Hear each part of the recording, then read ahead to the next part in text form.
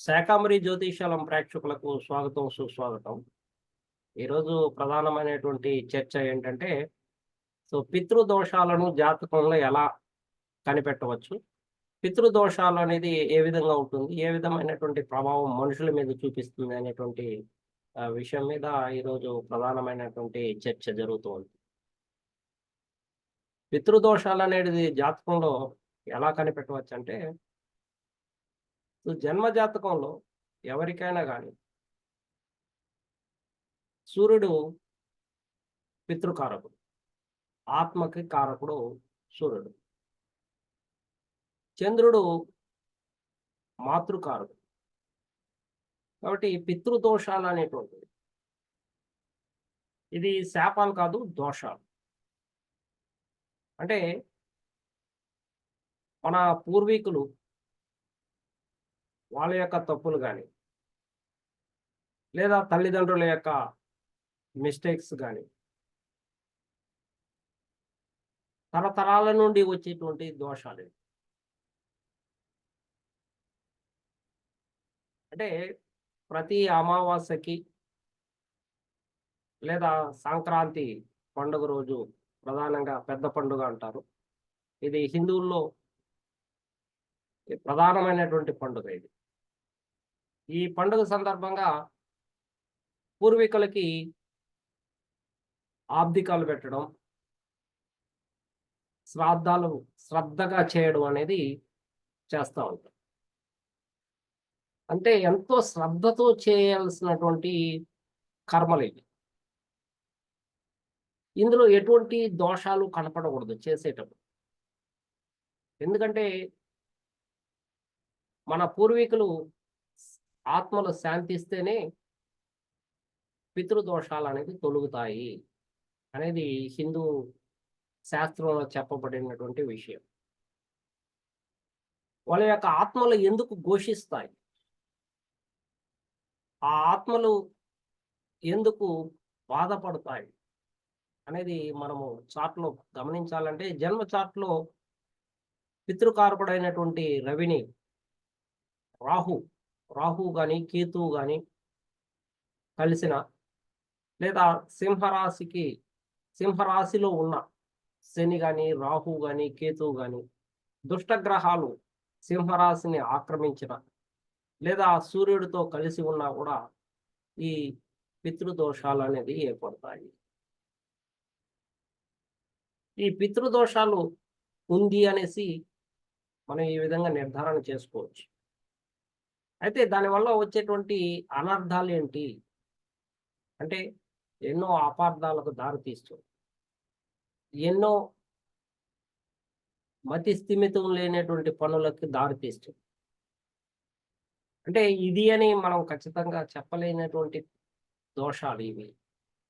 అంటే ఆ కుటుంబంలో మనశ్శాంతి అనేది లోపించవచ్చు. సుఖ సంతోషాలు ఉండకపోవచ్చు. ఆర్థిక ఇబ్బందులు కలగవచ్చు. అనారోగ్య పాలు కావచ్చు. పిల్లలు పుట్టకపోవడం కూడా ఇది కారణం కావచ్చు. సంతానం లేకపోవడం, వివాహం కాకపోవడం, ఎన్ని ప్రయత్నాలు చేసినా వివాహం కుదరనటువంటి పరిస్థితి. ఇక ఎంత చదువుకున్నా ఉద్యోగం, వృత్తి, ఉద్యోగ వ్యాపారాల్లో స్థిరపడలేనటువంటి సందర్భాలు జీవితంలో మనం చూస్తూ ఉంటాం. అన్నీ ఉంటాయి. మంచి జ్ఞానవంతుడుగా ఉంటాడు. కానీ ఉద్యోగం దొరకదు. చూస్తే అతని జన్మ చార్ట్‌లో ఈ పితృదోషాలనేది కనిపిస్తుంది. ఇద్దరికీ ఆరోగ్యపరంగా బాగున్నట్టు కనిపిస్తారు. డాక్టర్లు కూడా నిర్ధారణ చేస్తారు. ఏమి లేదు, మీకు ప్రాబ్లమే లేదని. కానీ పిల్లలు కలగకపోవడం. చాలా కాలమైన పెళ్ళయ్యి చాలా కాలమైనా కూడా పిల్లలు కలగకపోవడం. లేక ఎక్కువ అబార్షన్స్ అవ్వడం. లేదా పిల్లలు పుట్టి చనిపోవడం. ఇటువంటి పరిస్థితులు ఏర్పడతాయి. దీనికి ఈ కారణాలు ఏంటంటే, మన పూర్వీకులు వాళ్ళు చేసినటువంటి తప్పులు. అందులోనూ ఎవరికైతే ఇది జరుగుతుందో వారు ఇంతకుముందు ఆ కుటుంబంలోనే జన్మించి చాలా ఇబ్బందులకి గురి చేయడం. ఏంటి ఆ ఇబ్బందులకు గురి చేయడం అంటే? పూర్వీకులను తిట్టడం. పూర్వీకులకు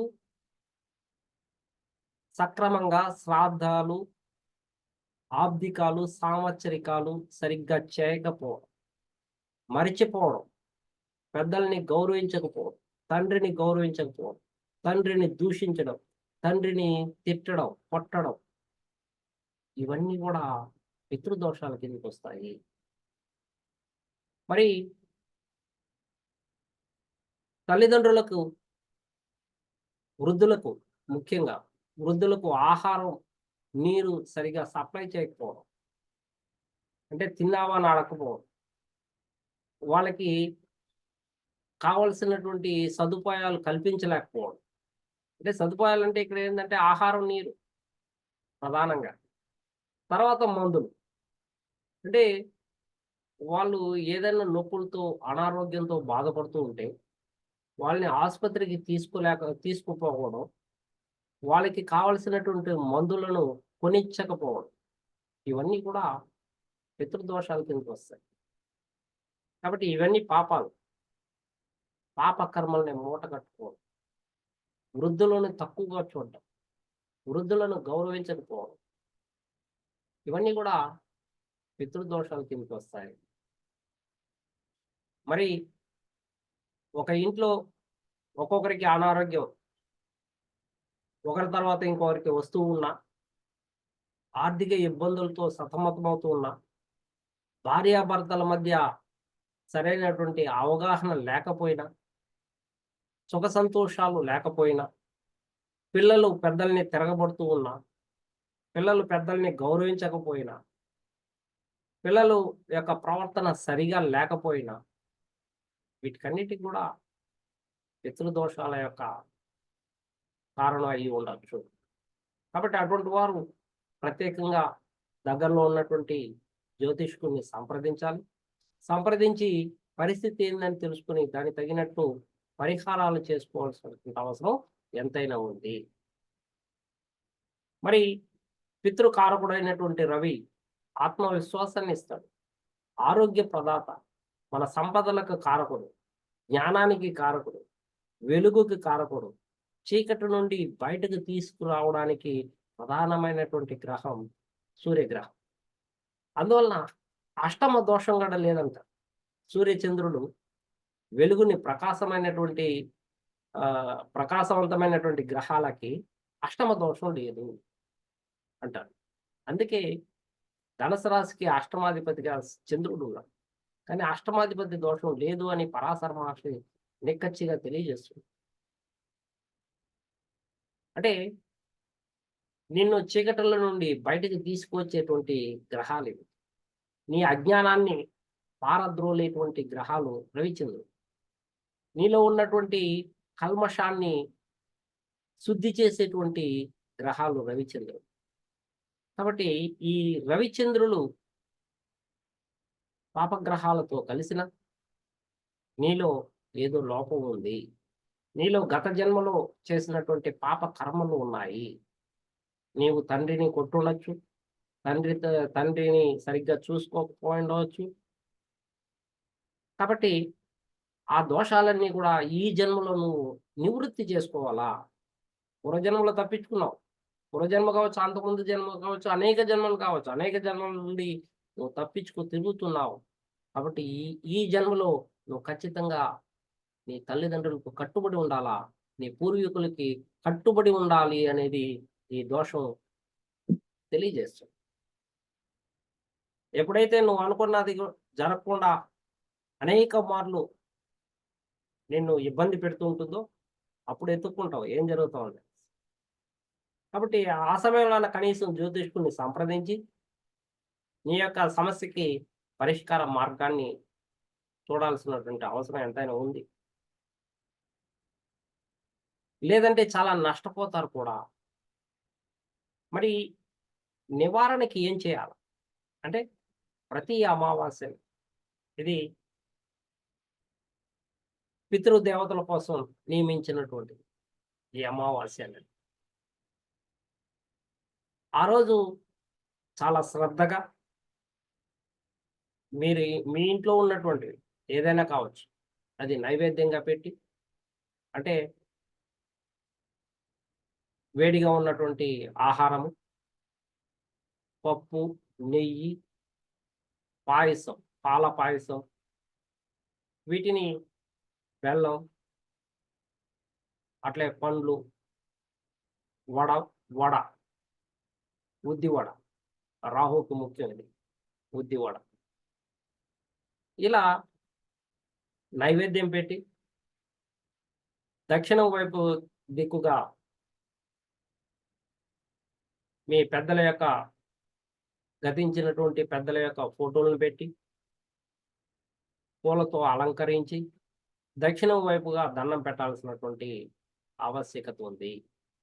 అలా మీ పూర్వీకుల యొక్క పేర్లు చెప్పుకుంటూ, వాళ్ళ యొక్క ఆత్మకు శాంతి చేకూరాలని కోరుకుంటూ, ఆ రోజు నైవేద్యం పెట్టి మీరు దక్షిణం వైపుగా దండం పెట్టండి. మరీ ఎక్కువగా మిమ్మల్ని పీడిస్తూ ఉంటే ఆదివారం నాడు గాని, లేదా అమావాస్య నాడు గాని తెల్లటి వస్త్రాలు అదే విధంగానే గోధుమ, ఓటింకాలు కేజీ గోధుమ, ఓటింకాలు కేజీ బియ్యము, 5 రకాలైనటువంటి కూరగాయలు, బ్రాహ్మణునికి దానంగా ఇవ్వాల్సినటువంటి అవసరం. బ్రాహ్మణునికి భోజనాలు పెట్టి, ఈ వస్తువుల్ని దానంగా ఇచ్చినట్లయితే చాలా వరకు సమస్య పరిష్కారం అవ్వచ్చు. తరచుగా అమావాస్యల్ని మధ్యాహ్నం 12 లేదా 12:30 లోపు కాకులకి లేదా కుక్కలకి భోజనం పెట్టి తర్వాత భోంచేయడం అనేది ఉత్తమమైనటువంటి మార్గం. మీరు 2 గంటలకో, 3 గంటలకో చేయకూడదు. అది పెట్టి ప్రయోజనం లేదు. పితృదేవతలు దాన్ని ఆహారంగా స్వీకరించే అవకాశాలుంటాయి. వాళ్ళ యొక్క ఆత్మ శాంతించేటువంటి అవకాశాలున్నాయి. ఆ విధంగా మీరు పూజించినట్లయితే మీ యొక్క పితృదోషాలు క్రమంగా తగ్గే అవకాశం ఉంటుంది. వాళ్ళ యొక్క పేర్లు చెప్పడంతోటే వాళ్ళ యొక్క ఆత్మ శాంతించవచ్చు. మరి ప్రతిసారి అలా చేస్తూ ఉంటే కూడా మీ మీ యొక్క సమస్య మిమ్మల్ని వెంటాడుతూ ఉంటే మీరు కర్ణాటకలో ఉన్నటువంటి గోకర్ణ అక్కడ శివుని యొక్క ఆలయం ఉంది.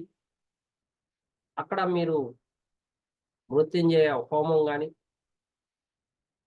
లేదా పితృదోషాలకు సంబంధించినటువంటి అక్కడ పరిహారాలు చేయడం జరుగుతుంది. అవి చేయొచ్చు. గోకర్ణ అంటే గోవు, అంటే గోవు, కర్ణ అంటే చెవి. గోవు యొక్క చెవి నుండి పుట్టినటువంటి శివుడి యొక్క ఆత్మ లింగం ఉంది. అందువలన అక్కడ కూడా పితృదోషాల నివారణ అనేది చేస్తారు. అక్కడ కూడా చేసుకోవచ్చు. లేదంటే తిలా తర్పణపురి, ఇది తమిళనాడులో శని యొక్క ఆలయం ఉంది. తిరునల్లా. అక్కడి నుండి ఒక 25 కిలోమీటర్ల దూరంలో ఈ యొక్క ఆలయం ఉందన్నమాట. ఇక్కడే శ్రీరాముడు కూడా దశరథునికి తన తండ్రికి తర్పణం పెట్టాడు అనేది శాస్త్రం చెప్తుంది. కాబట్టి ఈ ఆలయం కూడా చాలా గొప్పది. అక్కడికి వెళ్ళి కూడా మీ యొక్క దోషాలను నివారణ చేసుకోవచ్చు. నేను అంతంత దూరం వెళ్ళలేను, నాకు అంత ఖర్చులు భరించలేను అనుకున్నటువంటి వాళ్ళు రావి చెట్టు కింద ప్రతి శనివారం రావి చెట్టు కింద నెయ్యి దీపం పెట్టి మీరు కోరికలు కోరుకున్నట్లయితే ఆ కోరికలు సిద్ధిస్తాయి. మీ యొక్క పితృదోషం నివారణ అనేది కూడా జరుగుతుంది. ఇటువంటివి చాలా సింపుల్‌గా చేసుకునే అవకాశాలు కూడా మీకు అందుబాటులో ఉన్నాయి. ఏ రకంగా అయినా దైవభక్తి అవసరము. ముఖ్యంగా రుద్ర సూక్తం చదవండి, హనుమాన్ చాలీసా పఠించండి, విష్ణు సహస్రనామాలు పఠించండి. అట్లే పితృ స్తోత్రము, పితృ కవచము వీటిని మీరు పఠించినట్లయితే మహామృత్యుంజయ మంత్రం వీటిని పఠించినట్లయితే తప్పకుండా మీరు ఈ పితృదోష నివారణ మీకు జరిగే అవకాశాలు ఉంటాయి. ప్రతిరోజు భగవద్గీత చదివితే కూడా మిమ్మల్ని పితృదోషాలు ఏమి చేయలేవు. పంచాంగం చూసిన అంటే పంచ అంగాలు మిమ్మల్ని వాటి నుండి బయటపడేటువంటి మార్గాన్ని ఇవ్వగలుగుతుంది. ప్రతిరోజు ఈరోజు తిథి ఏంటి, ఈరోజు నక్షత్రం ఏంటి, ఈరోజు వారం ఏంటి అనేది కూడా మీరు పంచాంగం ద్వారా చూస్తే ప్రతిరోజు కూడా చెప్పుకుంటే కూడా మీకు పితృదోషాలు అనేది నివారణ జరిగే అవకాశాలు ఉన్నాయి. మీ ఇంట్లో సుఖశాంతులు, అట్లే ప్రశాంతమైనటువంటి జీవితము, ఉద్యోగం, వ్యాపారము, దినదిన అభివృద్ధి జరిగే అవకాశాలు మెండుగా ఉంటాయి. దీని మీద మీకు ఇంకేదైనా సందేహాలు ఉంటే మీరు అడగవచ్చు. సార్ నమస్తే సార్. ఇప్పుడు మనకి నమస్తే రవితో madam. Ravi Rahu yes sir. రవితో రాహుకేతులు కలిసేటప్పుడు కూడా ఒక గురువు ఉన్నప్పటికీ కూడా ఈ దోషం నుంచి పరిహారం లేదంటారు సార్. గురువు ఉన్నారనుకోండి, రవి ఉన్నారు లేదా కేతు రాహు ఉండి గురువు కూడా ఉన్నా సరే తప్పదా సార్ ఈ దోషం? రైట్. సూర్యుడు సత్యదేవుడు. అటువంటి సత్యదేవుడు రాహు కలిసినప్పుడు, చండాలుడు కలిసినప్పుడు ఏమవుతుందంటే ఆయన యొక్క ఆత్మవిశ్వాసాన్ని దెబ్బతీస్తుంది. రాహు యొక్క బలం పెరుగుతుంది. ఇక్కడ సత్యదేవుడైనటువంటి రవి యొక్క బలం తగ్గుతుంది. అయితే గురువు చూసినప్పుడు ఏమవుతుంది అంటే అతను పూర్వజన్మలో ఎన్నో పాపాలు చేశాడు. మనం ఇప్పుడు చెప్పుకున్నటువంటి విషయాల్లో అయితే దాని పట్ల మరలా అతను కొంత పశ్చాత్తాపపడ్డాడు,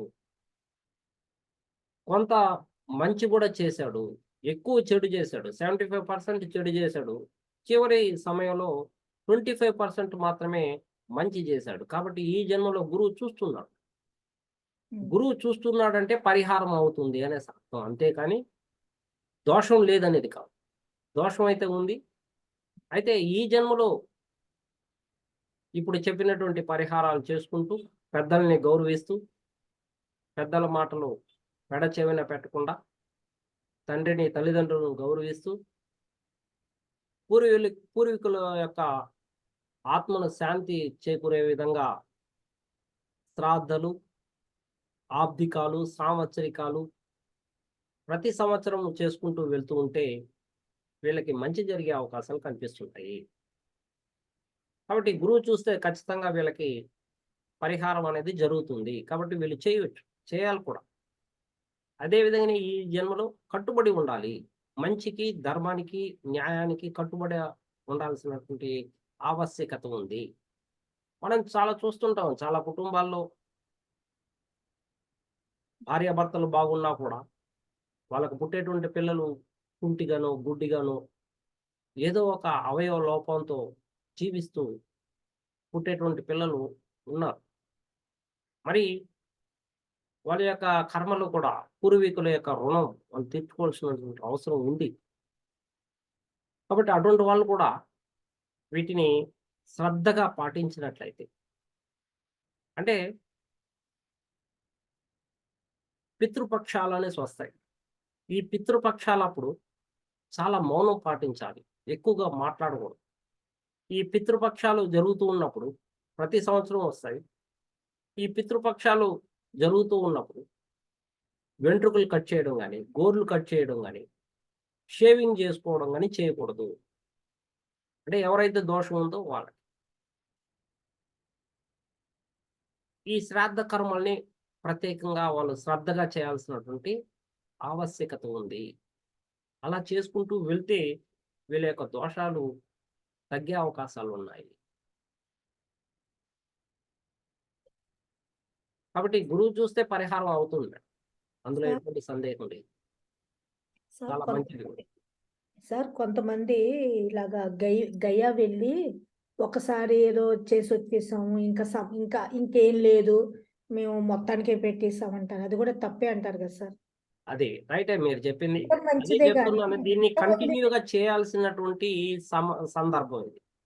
ఇది సార్ ఒక జ్యోతిష్కుడు చెప్పాడు కదా అనేసి ఒకసారి చేసేసి నాకు జరగలేదు అనేటువంటి వాళ్ళు చాలా మంది ఉన్నారు. నువ్వు చేసిన తప్పులు చాలా ఉన్నాయి. ఒక్కసారి చేసేస్తే అది పరిహారం అయిపోదు. ఇది కంటిన్యూగా చేస్తేనే నీ మనసులో ఉన్నటువంటి కల్మషము, నీ మనసులో ఉన్నటువంటి చీకటి, అజ్ఞానము, మొండితనము ఇవన్నీ తొలగిపోతాయి. ఇవి తొలగడానికి ఎంతో కాలం పట్టొచ్చు. ఏ విధంగా అయితే ఒక మురికి గుడ్డని ఉతకడానికి ఎక్కువ సమయం పడుతుంది. తక్కువ మురికిగా ఉన్నటువంటిది తక్కువ సమయం పడుతుంది. కాబట్టి ఎక్కడైతే మరకయిందో అక్కడ ఏం చేస్తామంటే ప్రత్యేకంగా మనం సబ్బు వేసి మళ్ళీ అక్కడ ఆ ప్లేస్‌లోనే మరలా మనము శుద్ధి చేయడానికి ప్రయత్నం చేస్తాం. చాలా చాలా ప్రయత్నాలు చేస్తాం. ఆ ప్లేస్‌లోనే. ఆ విధంగా ఆహ్, ఆ పూజలు, ఈ పునస్కారాలు అనేటువంటివి ప్రత్యేకంగా చేసుకుంటూ వెళ్తూ ఉండాలి సంవత్సరం. అలా చేస్తూ వెళ్తూ ఉంటేనే తగ్గుతుంది. అలా వీళ్ళలో మొండితనం తగ్గుతుంది. గౌరవం పెరుగుతుంది. భక్తి పెరుగుతుంది. దైవ భక్తి పెరగాల. శివుని కాళ్ళు పట్టుకోవాలి వీళ్ళు. కాబట్టి శివాలయం దర్శించాలా. శివుడిని ప్రత్యేకంగా ప్రార్థించాలా. అప్పుడే వీళ్ళలో ఉన్నటువంటి పాపం అనేది తగ్గుతూ వస్తూ ఉంటుంది. ఈరోజు ఈ ఆధునిక యుగంలో ప్రతి వాళ్ళు కూడా ఈ దోషం ఉన్నా లేకపోయినా ప్రతి వాళ్ళు ఏమనుకుంటున్నారంటే ఏదో ఆ తల్లిదండ్రులకు ఒకసారి వెళ్ళిపోతాను, కాశీ వెళ్ళిపోతాను, ఒక్కసారే చేసేస్తాను. నేను ముస్లిమ్స్‌లో చూసాను సార్.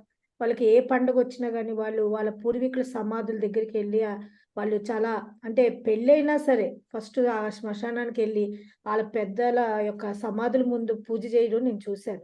కానీ మన హిందువుల్లో సాధారణంగా ఏదో అంటే చనిపోయారంటే ఇక అదే అయిపోయినట్టే. అది వాళ్ళని తలుచుకోవడం కూడా ఏదో పెద్ద తప్పులాగా, అదేదో భయంలాగా, అంటే ఒక పీడలాగా అట్లా ఫీల్ అవుతున్నారు గానీ, జన్మనిచ్చి పెద్ద చేసిన వాళ్ళెప్పుడు మన మంచి కోరతారు. వాళ్ళని మనం 10 సార్లు తలుచుకోవాలి అనే ఆహ్, ఇది లేకపోవడం వల్లనే ఈ దోషాలనేవి గూడా పెద్దలు ఇవి వచ్చాయేమో. రాహుకేతువులు ఇలా మంచి నేర్పిస్తున్నారేమో ఇండైరెక్ట్‌లీ.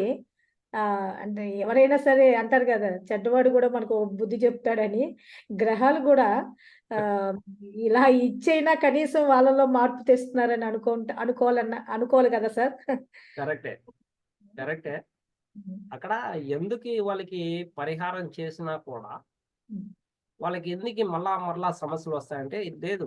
ఒక్కసారి చేసినా కూడా వాళ్ళకి పరిహారం అవుతుంది. కానీ హ్మ్. ఆ ఒక్కసారికి వీళ్ళ మనసుతో మమేకమై చేయలేరు. అంటే శుద్ధి చేసుకొని చేయలేరు. ఆ శుద్ధి జరగలేదు. ఇంకా ఆ మనసులో కల్మషం ఉంది. మరక ఉంది. మొండితనం ఉంది. పాపం చేయాలనే తపన ఉంది. కాబట్టి ఆడి పరిహారం కాదు. అందువలన సంవత్సరం చేస్తూ వెళ్తూ ఉంటే ఏమవుతుందనంటే ఒక 2, 3 సంవత్సరాలు ఇతను మంచిగా ఉన్నాడంటే మంచివాడైపోతాడు. చెడ్డవాడు గూడా మంచివాడవుతాడు. కానీ ఈ ఒక్కసారికి పెట్టి తర్వాత నిన్ను పరీక్షలు చేసేదానికి శని భగవానుడున్నాడు. నువ్వు హ్మ్. నిజంగా మారినావా లేదా అని. కాబట్టి ఆ పరీక్షల్లో ఫెయిల్ అవుతాడు అతను. హ్మ్. తండ్రిని గౌరవించకపోవడం లేదా సమయం వచ్చినప్పుడు దుర్భాషలాడడము, తండ్రితో సమానమైనటువంటి వాళ్ళని కూడా దుర్భాషలాడడము, ఇట్లాంటివి ఏదైనా ఒకటి చేసే అవకాశాలున్నాయి అతనికి. అందువలన అతనికి పరిహారం కాదు. కాబట్టి పూర్తిగా నీ మనసును శుద్ధి చేసుకున్నప్పుడు మాత్రమే దాన్ని పరిహారంగా భావించబడుతుంది. ఇప్పుడు చేసేటువంటి శ్రాద్ధ కర్మలు, ఇది శారీరకంగా చేసేటువంటివి. మరి మానసికంగా గూడా చేసినప్పుడే గదా! అది పరిహారం అవుతుంది. దాన్నే పరిహారం అంటారు. ఇది చాలామంది చెప్పడం లేదు. ఇది చేయండి, అది చేయండి అంటారు. అలా కాదు. మనస్ఫూర్తిగా, మనశ్శుద్ధితో చేస్తే ఒక్కసారి పెడితే కూడా వీళ్ళు వీళ్ళ జన్మ ధన్యమైపోతుంది. వీళ్ళు దోష పరిహారం జరిగినట్టే. కానీ వీళ్ళలో కల్మషం ఉంటుంది. శుద్ధి అనేది జరగదు. అది ఎప్పుడైతే జరుగుతుందో అప్పటి వరకు నువ్వు వెయిట్ చేయాల్సినటువంటి అవసరం ఉండాది.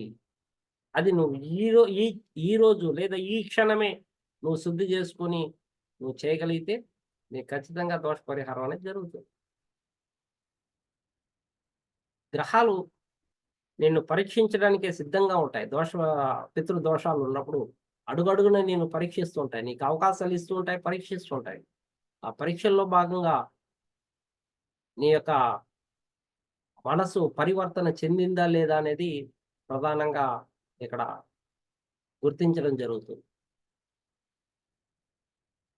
ఎక్కువగా దోషము రవి మహాదశలో రాహు వెళ్తున్నప్పుడు అంటే ఈ ఈ ఇలా ఉన్న జాతకులకు కూడా రవి మహాదశలో రాహు వెళ్తున్నప్పుడు లేదా రవిలో కేతు వెళ్తున్నప్పుడు ఇవి ఎక్కువగా ప్రభావం చూపించే అవకాశాలు ఉన్నాయంటారా సార్? అవును. రవి దశలో గాని, రవి భుక్తిలో గాని, రాహు దశలో గాని, రాహు భుక్తిలో గాని దీని యొక్క ప్రభావం అధికంగా ఉంటుంది. ఆత్మవిశ్వాసం దెబ్బతీస్తుంది. అహంకారం, అసూయ, ద్వేషాలతో రగిలిపోతాడు. సో, ఇతరులు బాగుంటే ఇతను ఓర్వలేడు. ఇవన్నీ దోషాలే. ఇవన్నీ కూడా దోషాలే. కాబట్టి ఉద్యోగం చేసిన ఇతను ఉన్నతాధికారులకు సమాధానం చెప్పడు. పెడచెవిన పెడతాడు వాళ్ళ మాటల్ని. వాళ్ళ మాటలను లెక్క చేయడు. కఠినంగా మాట్లాడతాడు. ఉన్నతాధికారిగా దానికి గౌరవం కూడా ఇవ్వడు. దాంతో అతనికి ఉద్యోగం పోతుంది. స్వతంత్రంగా బతకగలననేటువంటి అహంకారాన్ని చూపిస్తాడు. దానితో అతను బతకలేనటువంటి పరిస్థితి వస్తుంది. అతను ఊహించుకున్నది వేరు. గ్రౌండ్ రియాలిటీకి వచ్చినప్పుడు అది ఇతనికి అందుబాటులో లేక దాన్ని చేయలేక ఇతను ఫెయిల్యూర్స్‌ని చూడాల్సినటువంటి పరిస్థితి ఏర్పడుతుంది. అటు ఉద్యోగం పోగొట్టుకొని, ఇటు వ్యాపారం చేయలేక చాలా అవస్థలకి లోనవుతూ ఉంటాడు ఇతను. కాబట్టి నేర్చుకోవాల్సింది చాలా ఉంది. బెండ్ అవ్వాల్సినటువంటి అవసరం ఉంది ఇతను. దాన్ని గుర్తించాలి. అది గుర్తించినప్పుడే ఇతను పరివర్తన చెందగలుగుతాడు. మార్పుని కోరుకోగలుగుతాడు. మార్పును కోరుకోవాలండి. అలానే ఉండకూడదు. నేర్చుకోవాలా. అదే గురువుల్ని అనుసరించాలా. శాంతి చేసుకోవాలా. లేదా ఈ శాంతి మంత్రాలను పఠించాలా. హనుమాన్ చాలీసా గాని, అట్లే గురుదత్తాత్రేయుడు యొక్క చరిత్ర చదవడం గాని, ఇట్లాంటివి చేస్తే వీళ్ళకి జ్ఞానోదయం కలుగుతుంది. అంతేగాని మామూలుగా వీళ్ళకి జ్ఞానోదయం కలిగే అవకాశాలు ఉండవు. వీళ్ళు గురువుల్ని అప్రోచ్ అవ్వాలా. తండ్రి లాంటి వాళ్ళని అప్రోచ్ అవ్వాలా. వాళ్ళ యొక్క సలహాలు తీసుకొని ముందుకెళ్ళాలి. లేకుంటే ఎక్కడ అడుగడుగున ఫెయిల్యూర్స్ వస్తాయి. అది గుర్తించాల్సినటువంటి అవసరం ఉంది. జాతకరీత్యా కూడా. ఎక్కడ లగ్నంలో, ఎక్కడ చార్ట్‌లో, జన్మ చార్ట్‌లో రవి, రాహువులు కలిసున్నావో ఇటువంటి పరిస్థితే. శని, రవిలు కలిసున్న ఇటువంటి పరిస్థితి ఎదురవుతూ ఉంటుంది వాళ్ళకి. బాగుంది సార్. మీరన్నట్టు దత్తాత్రేయ స్వామి వారి చరిత్రలో ఒక ఆమెకి ఇలానే అస్తమానం పిల్లలు పుట్టి చనిపోతుంటారనమాట. అప్పుడు దత్తాత్రేయుడు ఒక అధ్యాయంలో చెప్తారు, "నువ్వు పూర్వజన్మలో ఒక ఆమెకి దగ్గర డబ్బులు తీసుకొని తిరిగి ఇవ్వలేదు. ఆమె ఆ బాధతో చనిపోయింది. ఇప్పుడు ఆమె పిశాచ రూపంలో నిన్ను బాధ పెడుతుందనని" చెప్పడం జరుగుతుంది. మళ్ళా ఆమె ఆ డబ్బుల్ని ఒక దాన రూపంలో ఇచ్చిన తర్వాత ఈమెకి మళ్ళీ సంతానం నిలవడం అనే ఒక అధ్యాయంతో ముగుస్తుంది సార్. వాళ్ళు మంచి టాపిక్ చెప్పారు. అవును. సో మనం గమనిస్తూ ఉంటాం. అసహజ మరణాలు మన హ్మ్. ఇళ్లలో జరుగుతూ ఉంటాయి. అసహజంగా చనిపోతూ ఉంటారు. ఎందుకు చనిపోతారో కారణం తెలీదు. హ్మ్. ఇక మనం ఒకరిని తిట్టడం వల్ల వాళ్ళు సూసైడ్ చేసుకోవడం. ఇంట్లోనే సూసైడ్ చేసుకొని హ్మ్. ఆహ్, మనస్సు బాధతో సూసైడ్ చేసుకొని చనిపోవడం. ఇది కూడా పితృదోషాల కిందకొస్తాయి. కాబట్టి మనం హర్ట్ చేసే విధంగాన లేదా నా నాకు బాధ్యత ఉంది గదా! అతని మీద అని అతన్ని చాలా కఠినంగా మాట్లాడడం గాని, అతన్ని నొప్పించుకునేటట్లు మాట్లాడడం గాని చేయకూడదు. మన మన పెద్దవాళ్ళు కావచ్చు మనం. కానీ చిన్నవాళ్ళని గౌరవించడం, చిన్నవాళ్ళని దగ్గరికి తీసుకొని, వాళ్ళకి ఏ సమస్య వచ్చిందో తెలుసుకొని, దాన్ని పరిష్కార మార్గాన్ని చూపించాలే తప్ప, నేను తండ్రిని కాబట్టి నేను మాట్లాడగలుగుతాను, కొట్టగలుగుతాను, తిట్టగలుగుతానని టూ మచ్‌గా వెళ్ళినప్పుడు వాళ్ళు హర్ట్ అయ్యేటువంటి అవకాశాలుంటాయి. వాళ్ళు సూసైడ్ చేసుకునేటువంటి అవకాశాలుంటాయి. అవన్నీ కూడా దోషాల కిందకి మారుతాయి. దోషాలుగా మారినప్పుడు దాన్ని కూడా నువ్వు నెక్స్ట్ జన్మలో దాన్ని అనుభవించాల్సిన అవసరం ఉంది. దాన్ని తీర్చుకోవాల్సినటువంటి అవసరం ఉంది. సో, కొడుకు గూడా నువ్వు సేవ జేయాల. తండ్రికి సేవ జేయాల్సిన పరిస్థితి, కొడుకు తండ్రికి సేవ జేయాల్సినటువంటి పరిస్థితి ఇలా ఏర్పడిపోతుంది. కాబట్టి బాధ్యతలు ఉంటాయి. ఆ బాధ్యతల్ని గుర్తెరగాల. అంటే గుర్తు చేయడము, వాళ్ళని సరైనటువంటి మార్గంలో తీసుకువెళ్ళడం చాలా ఇంపార్టెంట్. అంతేగాని సావబడి కొట్టడం గాని, తిట్టడం గాని, ఫెయిల్ అయినాం అని విద్యలో సరైనటువంటి విద్య లేదనేసి తిట్టడం గాని, దారుణంగా హింసించడం గాని, ఒక ఇంట్లో బంధిస్తారు ఒక్కొక్కరు. పిల్లల్ని బంధించేటువంటి వాళ్ళుంటారు. ఇక పిల్లలు పెద్దల్ని ముసలివాళ్ళైపోతే వాళ్ళని కంట్రోల్‌లో పెట్టడం, వాళ్ళని తిట్టడము, వాళ్ళని రూమ్‌లో బంధించి ఉండడము, వాళ్ళకి ఆహారము, నీరు అందించకపోవడం, వాళ్ళకి కావాల్సినటువంటి మందులు సప్లై చేయకపోవడము, ఇలా చాలా ఇబ్బందులకు గురి చేస్తుంటారు కొంతమంది. అంటే వయసయిపోయింది. అందులో అతను అతని పనులు కూడా అతను చేసుకోలేనటువంటి పరిస్థితుల్లో వాళ్ళని ఇబ్బందులకు గురి చేసేటువంటి పిల్లలు కూడా ఉన్నారు. వాళ్ళందరూ కూడా తర్వాత వచ్చేటువంటి జన్మలో ఇటువంటి సమస్యలను ఎదుర్కొంటున్నారు. అది అర్థం కానటువంటి సమస్యగా వాళ్ళకి అవగతం అవుతా ఉంటుంది. కాబట్టి దగ్గరలో ఉన్నటువంటి జ్యోతిష్కుని సంప్రదించి పితృదోషాలు ఏదైనా ఉంటే నివారణ చేసుకోకపోతే అది జన్మ జన్మలకు కూడా వెళ్తూ ఉంటుంది.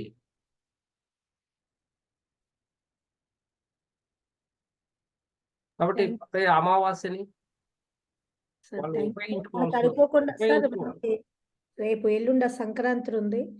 కరెక్ట్. ఆంధ్రాలో కూడా పితృదేవతలకి మంచిగా మీరన్నట్టు పలహారాలన్నీ చేసి ఫస్ట్ పెద్దలకి పెట్టే సాంప్రదాయం సంక్రాంతి పండుగలో ఆంధ్ర వాళ్ళకి ఇది చాలా బావుంది. తెలంగాణలో దసరాకి ముందున్న మీరన్నట్టు పితృపక్షాల్లో చేస్తారు. కానీ ఆంధ్ర వాళ్ళు మాత్రం వాళ్ళ పెద్దలందరికీ గూడా సంక్రాంతి రోజే కదా సార్! మీ నెల్లూరులో ఎలా ఉందో ఏంటో. కదా సార్! కరెక్టేనా నేను జెప్పింది? కరెక్టే. పెడతారు. మీరు చెప్పింది కరెక్టే.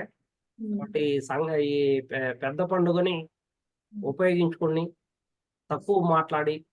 ఎక్కువగా శ్రాద్ధ హ్మ్. కర్మలను పెట్టగలిగితే హ్మ్. మీలో మీకున్నటువంటి దోషాలన్నీ కూడా పరిహారం అవుతాయి. Sir. Thank you very much. Thank you sir. Sir ఇంకొక చిన్న డౌట్ సార్. చెప్పండి మేడం. మీది పెద్దవాళ్ళ ఫోటోలు దక్షిణ దిక్కులో పెట్టమని చెప్పారు గదా! అవును. అంటే కొంతమంది వీటిని దేవుడి గదిలో గూడా పెడుతుంటారు. మరి అవును. అది తప్పా? దేవుడి గదిలో పెట్టినా కూడా దక్షిణం వైపుగానే ఉండాలి. ఓకే. దక్షిణం వైపుగానే ఉండాల. అంతేగాని కొంతమంది పడమర పెట్టకూడదు. పడమర అనేది దేవుడు దేవుళ్ళను పెట్టే ప్లేస్ అది. కానీ ఇక్కడ యమధర్మరాజు దక్షిణం వైపు ఉంటాడు. సో, ఆయన హ్మ్. పితృదేవతలకి ముఖ్య కారకుడాయన. కాబట్టి వాళ్ళకి ఆత్మ శాంతి చేకూరాలంటే మనం దక్షిణం వైపుగా తిరిగి దండం పెట్టాల్సినటువంటి అవసరం కూడా ఉంది ఆ రోజు. అప్పుడే యముడికి చెందుతుంది. అదే ఆహ్, ప్రతిరోజు దేవుడి గదిలో దక్షిణ వైపు పెట్టుకోవచ్చు గదా సార్? కొంతమంది ప్రతిరోజు చేసుకోవచ్చు. పెట్టుకోరు మ్యామ్. కొంతమంది అంటే అంటే ఒక్కొక్కరికి మీరు ఒక్కొక్క ఏది ఈ దక్షిణం వైపు తిరిగి దండం పెడితే అది యముడికే చెల్లిపోతుంది అంతే. దాని ద్వారా హ్మ్. నీకేం రావు. కాబట్టి మనం ఏం చేస్తామంటే పడమర గాని, తూర్పు గాని తిరిగి, ఉత్తరం గాని తిరిగి దండం పెడతాం. కానీ ఒక దక్షిణం వైపు పెడితే యముడికి చెందుతుందది. అర్థమవుతుందా? కాబట్టి యముడు అంటే అక్కడ పితృదేవతలు. సో, చనిపోయినటువంటి వాళ్ళకి ముఖ్యంగా మనము దక్షిణం వైపు తిరిగి దండం పెట్టాలి. దక్షిణం వైపు పటాలుండాల. అప్పుడు ఆటోమేటిక్‌గా మనము హారతి ఇచ్చేటప్పుడు అవన్నీ గూడా దక్షిణం వైపే తిరుగుతాం. ఇంకే దిక్కు ఓకే. ఉండకూడదు పటాలు. Okay sir. ఓకేనా? యెస్. Okay sir. మేడం ఏదో చెప్తున్నారు? చెప్పండి ఆ! మేడం.